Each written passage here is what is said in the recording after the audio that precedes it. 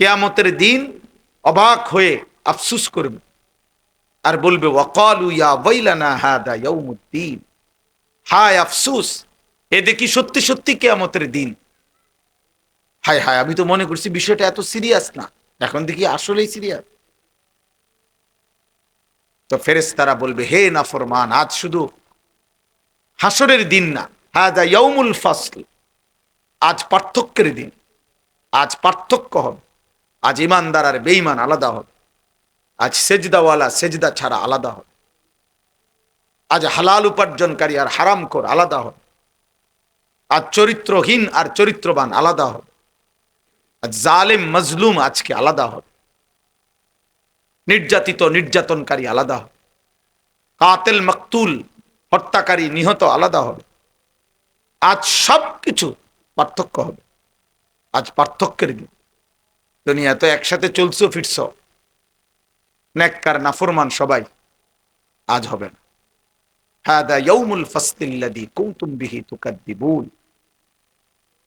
যেই আখিরাতকে তুমি মিথ্যা মনে করেছিলে, খামখেয়ালি মনে করেছিলে, আজ সেই পার্থক্যের দিন। এই কিছুক্ষণের মধ্যেই দেখবা আল্লাহর ফয়সালা হবে আর সব কিছু আলাদা হবে।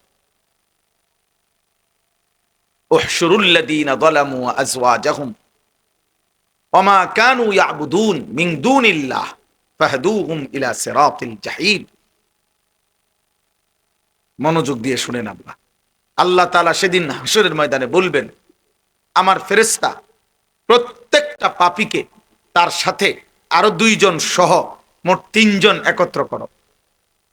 প্রত্যেক সুরের লগে আরো দুইজন আছে, প্রত্যেক সুদখোরের সাথে আরো দুইজন আছে, প্রত্যেক বাটপার সিটারের লগে আরো দুইজন আছে, প্রত্যেক মদখোর নেশাখোর জুয়ারির সাথে আরো দুইজন আছে, প্রত্যেক অসৎ চরিত্রহীন লম্পটের সাথে আরো দুইজন আছে, প্রত্যেক মুশরিক বেঈমানের সাথে আরো দুইজন আছে, প্রত্যেক বেহায়া বেপর্দা নারীর সাথে আরো দুইটা শয়তান আছে।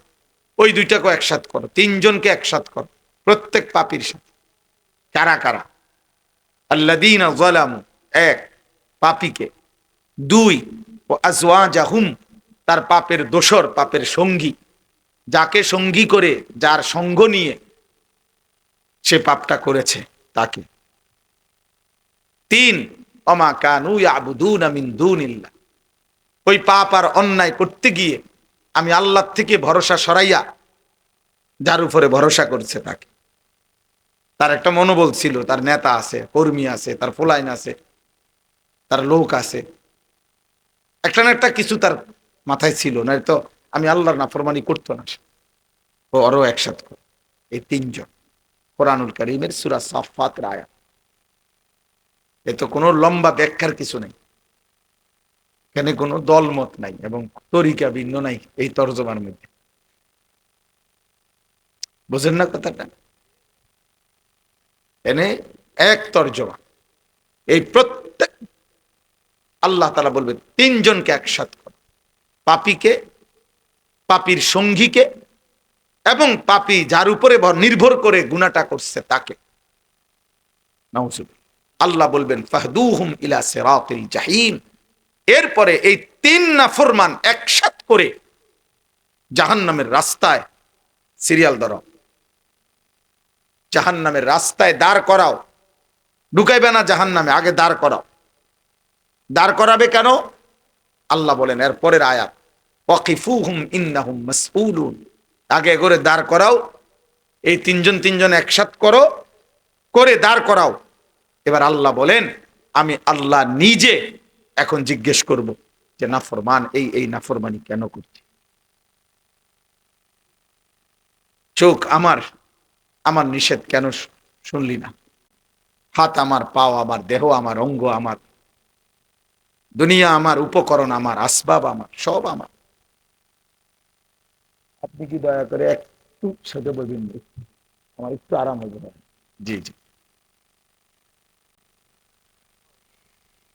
ওমা কানু ইয়াবুদুনা মিন দুনিল্লাহ, এই তিনজনকে আল্লাহ বলবেন আমি জিজ্ঞেস করব। আল্লাহ বলেন আমি জিজ্ঞেস করব নাফরমান, ওরে তুমি বিড়ি ধরাই দিছো কা? ওরে মদের আড্ডায় ব্যাট পার তুই নিলি কেন? ওরে জুয়ার আড্ডায় নিলি কেন, ওরে নর্তুকি দেখাইলি কেন, ওরে জেনার আড্ডায় নিলি কেন, ওরে সুদের আড্ডায় নিলি কেন? এবারটাই কইছে চলেন, আমি কইলে আপনারে অল্প সুদে কিস্তি দিব, আমার পরিচিত লোক, আমি আপনার পায়খানা একটু অল্প করে দিব, কমাইয়া দিব, আপনার আপনি গেলে পায়খানা বেশি দিব, আপনার আমি গেলে কমাই দিব। আসেন, আমার লোক আছে,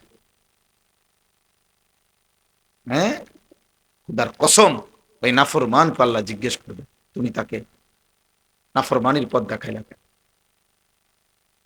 আর আল্লাহকে বাদ দিয়ে যার উপরে ভরসা করতে। আমার লোক আছে, আমার নেতা আছে, আমার কর্মী আছে, আমার ছেলে পেলে আছে, আমার বিরাট বংশ আছে, আমার ফোলাফাইন আছে, আমার ক্ষমতা আছে, আমার টাকা আছে, আমার 3 ফুট বিদেশে আছে। বুঝেন নাই কথা? আল্লাহ তাআলা বলবেন মা লাকুম লা তানাসারুন, এই কোরআন শরীফে এর পরের আয়াত। আল্লাহ বলবেন, হে নাফরমানরা, আজ তোমরা কেন একে অপরকে সাহায্য করছো না? এখন করো। 10 বছর না তার লগে আড্ডা দিছিলা, ও না তোমার বন্ধু? এখন ওই দেখেন বাচ্চা, দেখেন, দেখছেন বেয়াদব, দেখছেন এই যে কতটা ছোট্ট মাসুম বাচ্চা, যে তাকে দিছে হয় তার বাবা, ভাই অথবা আপনজন কেউ তাকে এই মোবাইলটা দিছে, এ তো নিজের টাকা দিয়ে কেনে নাই, এত ছোট বাচ্চা। মনে রাখবেন, ওই অভিভাবকটা হচ্ছে জালেম। এই জালেম নিজের হাতে এমন সুন্দর বাচ্চাটাকে নষ্ট করে দেওয়ার জন্য মোবাইল তুলে দিচ্ছে। এই সমস্ত বাচ্চা যেগুলো এখন মোবাইলে আসক্ত, এগুলো অভিভাবকের কারণে, কোনো সন্দেহ নেই। আপন অভিভাবক বাবা দেখতেছে তার ছেলের চুল বেইমানের মতো, উনি মাতেও না। আপন অভিভাবক দেখতেছে ওনার সন্তান 365 দিনে কোনোদিন ফজরের নামাজ পড়ে না, উনি মাতেও না।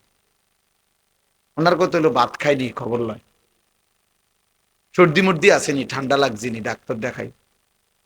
আহা, হায় হায়, চলেন, অসুবিধা কি? শেষ পর্যন্ত তো মৃত্যু। হাসলে মরে যাবেন, কাঁদলেও মরে যাবে।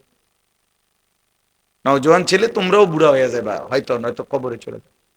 চারিদিকেই সক্ষমতা আমারও ছিল, ওনাদেরও ছিল, বয়স্কদেরও তোমার একটা বয়স ছিল, ওটা পার করেই ওনারা বয়স্ক হয়েছে। ওনারা জন্মলগ্ন থেকে বুড়া না। কোন 50 বছরের ব্যক্তি জন্মলগ্ন থেকে বুড়া না। এজন্য এটা বাস্তবতা, আপনাকে মনে রাখতে হবে। ফেরেশতা ধরে আনবে যে আল্লাহ, এই নাফরমান তার সন্তান বিবি বাচ্চার জন্য 50 বছর, 40 বছর রঙিন টেলিভিশন ওই ঘরে রাখে আসছে, তার মৃত্যু পর্যন্ত এ বিদ্যুৎ বিল, ডিশের বিল এই নাফরমান দিত বাপ হইয়া, আর তার বিবি বাচ্চা নর্তকী দেখতো, নাচ গান দেখতো। আপনি সেদিন উত্তর দিয়েন, আপনিও জবাব দিয়েন।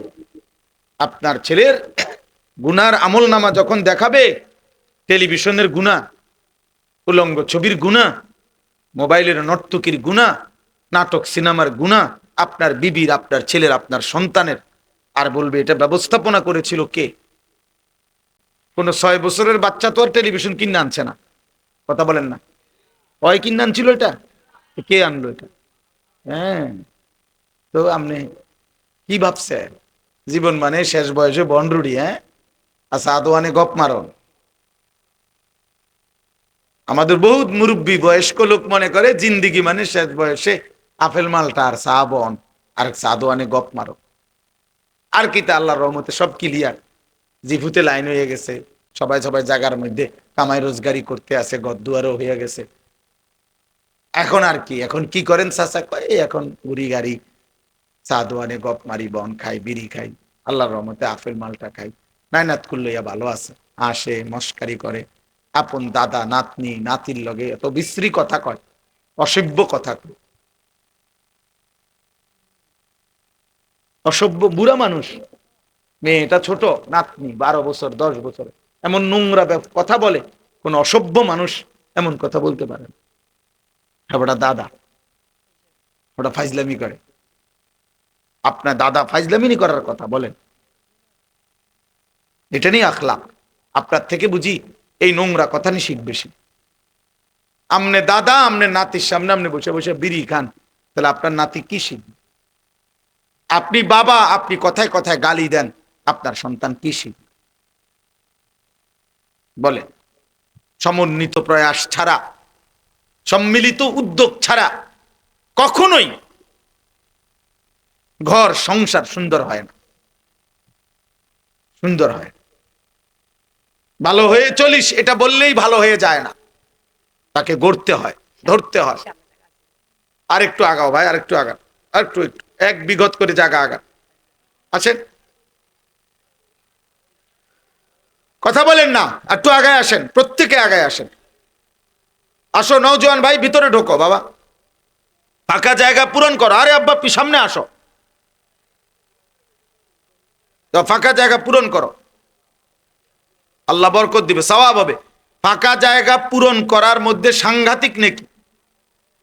বুখারী শরীফের হাদিসের মধ্যে আছে যে দ্বীনি মজলিসে শূন্য জায়গা পূরণ করে বসে, আল্লাহর নবী সাল্লাল্লাহু আলাইহি সাল্লাম বলছে সে আল্লাহর আশ্রয়ে, আল্লাহর ঠিকানায় পৌঁছে যায়। এটা পরিষ্কার হাদিস, বুখারী শরীফের হাদিস, শ্রেষ্ঠ হাদিস, অনেক সওয়াব, অনেক দ্বীনি মজমায় অন্যকে জায়গা করে দিলে ভীষণ নেকি, ভীষণ নেকি। যাই হোক, আমি বলতেছিলাম যে কথাটা, আমার ওই কথাটা শেষ করতে চাচ্ছিলাম। আল্লাহ তাআলা বলবেন এই তিনটা নাফরমানকে একত্র করবে। এই জন্য দোস্ত, আমি শুরুতে বললাম বাবা, নওজোয়ান বয়স্ক বাবা, কেউ কারো পাপের সঙ্গী হয়েন, কেউ কারো পাপের নির্ভরশীল ভরসাকারী হয়েন না। মানে আমার উপরে ভরসা করে সে এখন মিথ্যা বলে, আমার উপরে ভরসা করে সে এখন চুরি করে, আমার উপরে ভরসা করে সে এখন সন্ত্রাসী করে, আমার উপরে ভরসা করে সে এখন চাঁদাবাজি করে, এমন যেন না। এই মুসিবত কান্দে লইতে পারতেন না, এই মুসিবত কান্দে লইতে পারতেন না। বহুত বড় বিপদ। এই 2-4 দিনের বাহাবা কিচ্ছু আসে যায় না, কিচ্ছু আসে না। 12 তারিখ বাংলাদেশে পৃথিবীর শেষ নির্বাচন না, 12ই ফেব্রুয়ারি পৃথিবীর শেষ নির্বাচন। 12 তারিখ কি ইসরাফিল ফু দিব নাকি? কথা বলে না। তাইলে তাইলে এরপরে আরো আছে না? তো তোমরা নওজোয়ান আগাইবা, তোমাদের আল্লাহ হায়াত দিলে বয়স হবে, আল্লাহ চাহে তো তোমরা আরো বাঁচবা, আল্লাহ যদি হায়াত দেয়। অতএব ওই পত্রিকাওয়ালারা লিখতেছে 12 তারিখেই দেখা যাবে শেষ হাসি কে হাসে। 12 তারিখ আমি বলছি না, বারবার বলছি, অসম্ভব। বরং হাসরের ময়দানে দেখা যাবে শেষ হাসিটা কে হাসে। 12 তারিখ হাসরের ময়দান। ওয়াল আকিবাতু লিল মুত্তাকিন, আল্লাহ তাআলা বলেন উত্তম পরিণাম, শেষ হাসি শুধুই কেবল আল্লাহকে ভয় করে যারা মুত্তাকি, গুনাহ থেকে মুক্ত থেকেছে, আল্লাহর গোলামি করেছে, শুধুই তারাই শেষ হাসি হাসবে। কোন বেঈমান, কোন নাফরমান, কোন ফাসিক, কোন ফুজ্জার, কোন হারামখোর চরিত্রহীন, কোন সুদখোর, কোন লম্পট, কোন বেহায়া দুর্নীতিবাজ, কোন বেপর্দা অসভ্য নারী, ছেলে পুরুষ, কেউ শেষ হাসি হাসবে না। শেষ হাসি হাসবে ইমানদার, শেষ হাসি হাসবে সেজদাওয়ালা। এর আগের সব হাসির পিছনে কান্নাও আছে। প্রতিটা রৌদ্রের আড়ালে বৃষ্টিও আছে, বৃষ্টির আড়ালে রোদও আছে। প্রতিটা আলোকিত পৃথিবীর আড়ালে অন্ধকারও আছে, প্রতিটা অন্ধকারের আড়ালে আলো আছে। দুনিয়া বদলে যায়, ক্ষণিক সময় পাল্টে যায়। আমরা কিতাবে পড়ছি, ইতিহাসের কিতাবে, তারিখে, আরবি ইতিহাসে, উর্দুতেও পড়ছি যে অসংখ্য পৃথিবীতে এরকম ছিল যে আগে বাদশাহ দীর্ঘ 12 বছর ষড়যন্ত্র কইরা উনি রাজপ্রাসাদে থাইকা ষড়যন্ত্র করতে করতে করতে আগের বাদশারে সে আততায়ীর হাতে হত্যা করাইছে। হত্যা করাইয়া রাজ সিংহাসনের সামনে ওই বাদশার কর্তৃত মাথা পড়ে আছে। এই অবস্থায় উনি নতুন রাজ মুকুট পরিধান করছে। তো লিখছে ইতিহাসের বইতে যে হায়, এই জালেম একবারও ভাবলো না যে এটাও তো বাদশাহী ছিল। এই লোকটাও তো কি ছিল? বাদশাহী ছিল। হ্যাঁ, সে যেহেতু তাকে নিরাপত্তা দিতে পারলো না, তো তুমি কেমনি নিরাপত্তা দিবা তোমার? এই জন্য কোনোভাবেই আখেরাতকে ভুলে না যাও, আল্লাহকে ভুলে না যাও আব্বা। এই কথা মনে রাখবে যুবক ছেলে, তোমরা যারা আছো, কোনোভাবেই আব্বা আহা তোমার সমবয়সীকে তুমি গুনার কাজে নিও না, এই ক্ষতি করো না, তোমারও ক্ষতি হবে বড়। কাউরে অস্থির উলঙ্গ ছবি দেখায়ও না, তুমি তারে গুনার সঙ্গী হইও না, পাপের সঙ্গী হইও। কোরআন শরীফে আমি বলি, কোরআনুল কারীমের স্পষ্ট আয়াত আছে, প্রত্যেক পাপী নাফরমান, কাফের, মুশরিক, বেঈমান, পাপী, কথাটা সূক্ষ্ম খেয়াল করেন। কোরআনুল কারীমের আয়াতে আছে ইবলিস শয়তান সে প্রত্যেক পাপীকে পাপ করাইবার আগ মুহূর্ত পর্যন্ত শিরিক, কুফর, চুরি, ডাকাতি, জিনা, ব্যভিচার, মদ, জুয়া, কবিরা গুনাহ করাইবার আগ মুহূর্ত পর্যন্ত হাজার হাজার বার ওয়াসওয়াসা দেয়, কর কর কর, অসুবিধা নেই, অসুবিধা নেই, কিচ্ছু করে দেখালা, মাইরালা, ধৈরালা, খাইয়ালা, সিরালা, ফাইরালা, মানে বলতে থাকে প্ররোচনা। কোরআনুল কারীমের মধ্যে আছে, ঠিক যখন পাপী পাপ শুরু করে, নাফরমান নাফরমানি শুরু করে, আমি কিংবা আপনি, জওয়ান কিংবা বুড়া, ইমানদার কিংবা নাফরমান, কাফের, যখনই কোনো আল্লাহর নাফরমানি পাপ শুরু করে, এর আগ মুহূর্ত পর্যন্ত শয়তানি ওয়াসওয়াসা দিছে, কিন্তু যখনই শুরু করে, খোদার কসম, সূরা হাশরের মধ্যে 28 নম্বর পারা ওইখানে আছে, ফালাম্মা কাফারা, যখনই নাফরমান পাপ করে, ক্বালা ইন্নী বারীউম মিনকা, ইবলিস তৎক্ষণাৎ ওই নাফরমান থেকে সরে যায় আর বলে আমি তোমার থেকে মুক্ত, ইন্নী আখাফুল্লাহ রাব্বাল আলামিন, ইবলিসে বলে আমি আল্লাহরে ভয় করি। কোরআন শরীফের আয়াত। ইবলিস তখন বলে আমি আল্লাহকে ভয় করি, আমি তোর লগে নাই। মানে কি এ কথার? মানে কি এ কথার তাফসীরের মধ্যে আছে, মানে হইল প্রত্যেক পাপী পাপ করছে মানেই হইল আল্লাহর আযাবের উপযুক্ত হইছে। প্রতিটা পাপ কিসের উপযুক্ত? আল্লাহর আযাবের উপযুক্ত। আর বিগত দিনে ইবলিস বুঝাইতে চায়, আমি শত শতবার সেই আদমের জামানাত থেকে দেখে আসতেছি, আমি যে আল্লাহ তাআলা অসংখ্য পাপীকে এই পাপের কারণে আযাব দিয়ে ধ্বংস করে দিছে, এখন তুমিও তো সেই পাপই করছো। এই মুহূর্তে যদি আল্লাহর আযাব তোমার উপরে আসে আর আমি যদি লগে থাকি, তো ওই আযাব তো আমারও ধ্বংস করবে। এই জন্য আমি আল্লাহরে ভয় করি, তোরে কামে লাগাইয়া আমি সরে গেলাম। মূলত বাস্তবতা হলো সরাসরি এই চোখে চোখে তাকিয়ে শোনা, এটার সাংঘাতিক ফায়দা, বরকত। যুগ যুগ ধরে মানুষের পরিবর্তন হয়। আল্লাহর প্রিয় বান্দারা বলছেন এই চোখের বরকত, নজরের বরকত, উঠা বসা, সাহচর্য, সান্নিধ্য, ওলামায়ে কেরাম, আল্লাহর প্রিয় বান্দা, নেককার মানুষ, আউলিয়ায়ে কেরাম, ওনাদের এই সোহবত সান্নিধ্যের কারণে কেউ হাত ছুঁয়ে দিল, কেউ চোখে তাকাইলো, দোয়া করে দিল, এই আল্লাহর প্রিয় বান্দাদের এই আসা যাওয়ার দ্বারা ওনাদের সাথে মানুষের পরিবর্তন। একটা হলো এমনি কম বেশি কথা সবাই জানে যে 10 বছর ধরে কোনোদিন 5 ওয়াক্ত নামাজ পড়ে না, উনিও জানে নামাজ 5 ওয়াক্ত। আজকে 30 বছর ধরে যে সুদ খায়, এমন হারামখোর মানুষও জানে সুদ খাওয়া হারাম।